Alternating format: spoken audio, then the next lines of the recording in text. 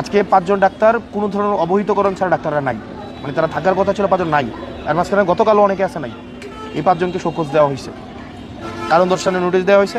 আপনার কারণ দর্শানোর যদি মনে হয় যে কনভিন্সিং, দেন আপনি আপনার অ্যাডমিনিস্ট্রেটিভ ব্যবস্থা নেবেন, আর যদি মনে হয় যে কনভিন্সিং, আপনার অ্যাডমিনিস্ট্রেটিভ যে ধরনের ব্যবস্থা আছে আপনারা সেই ধরনের ব্যবস্থা নেবেন।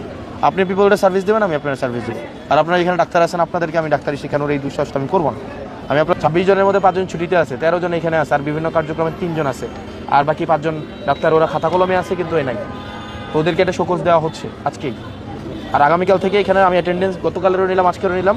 বেশিরভাগ ডাক্তারই হচ্ছে আপনার দেখা যায় 9টার পরে, 8:55, যেখানে 8টায় থাকার কথা ছিল, আবার যাওয়ার সময় চলে যায় আবার 1টা দিকে, আবার অনেকে যাওয়ার টাইমে আবার অ্যাটেন্ডেন্স দিয়ে যায় না। তো বোঝার উপায় নেই। তো আগামীকাল থেকে যেহেতু 8টার মধ্যে ওনাদের অফিস শুরু হবে, তো মহিবুর সাহেব উনি 7:45 সব ডাক্তারকে নিয়ে একটা ব্রিফ দিবে আগে, সবাইকে একসাথে করে।